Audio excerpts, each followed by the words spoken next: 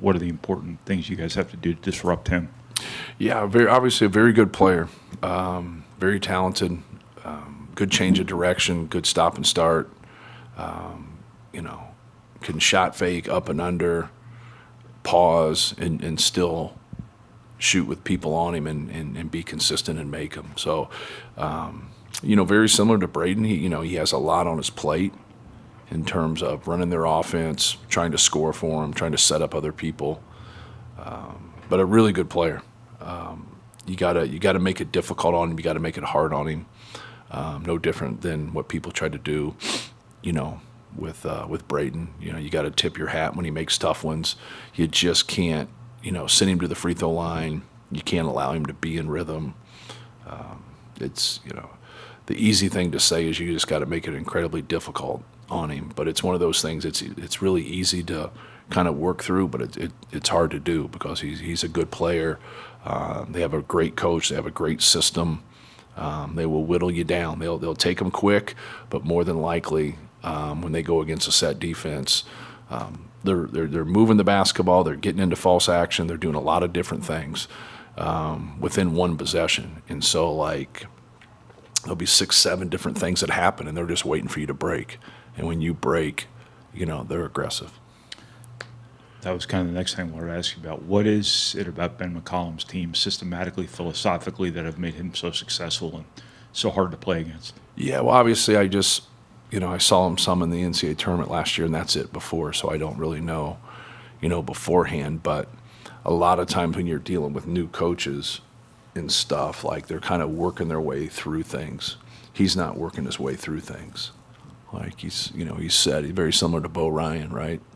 In terms of winning national championships at a lower level, but, you know, having a strong conviction about, you know, what he believes in because he's seen it work and he's seen it win championships.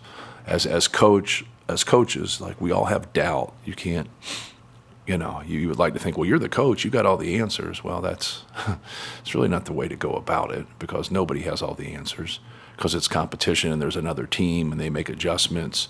But he is strong in his convictions in terms of how the game should be played. I think they do a great job in valuing the basketball and kind of picking and choosing like when they go. He does a good job from a defensive standpoint of just not letting you get in. And they do a great job of protecting the paint. They do a great job of, you know, when you do get in, of swarming the basketball and having active hands. They're a very, very active defensive team. So, you know, you're going to get a little bit more credit for, like, offense. But if you ask me, like which one, I would say, like, he's equally as good a coach from an offensive standpoint as he is a defensive standpoint. They just have a really good system.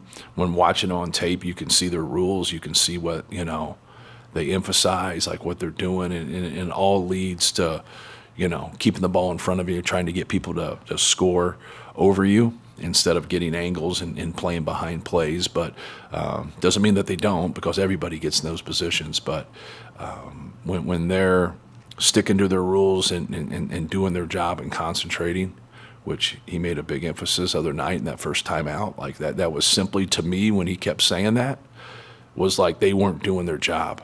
They were getting off the rules that they have for them, and that's really basketball. Basketball is having a core set of rules. You're going to be able to deviate from them and play in the gray a little bit, but more than anything, stick to those rules, compete as hard as you can, and have fun, and good things are going to happen.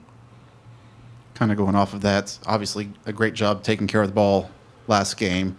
Is that amplified more with the way that they play and that, you know, possessions are probably going to be limited for you? Yeah. Not really. You know, each possession, you know, you have to make your reads in terms of, like, what the other team is doing. A lot of times, you know, what you see on film is going to happen. Not all the time, but most of the time.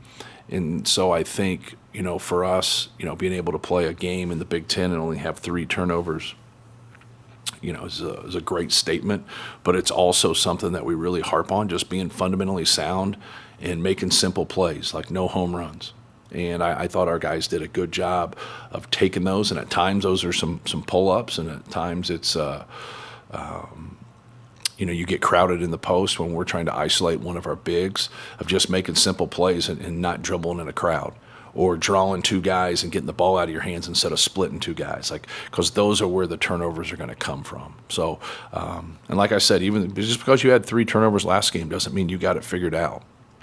You just had it figured out for those 2 hours. And rebounding and taking care of the basketball are things you just constantly have to work on.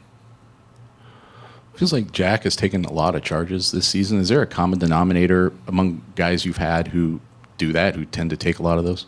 Yeah, you're just seeing the play, happen before it does. Like you're seeing it. You're in a stance. You're ready. Now you really have to be, set. There's not as many charges. They're trying to stop collisions, but Jack's a smart player, and he understands angles and he understands what's going on out there. But you would think if he, obviously if he played more, you would have more of those opportunities. Like when he comes in the game, he's the one guy on our team that puts himself in that position more than anybody.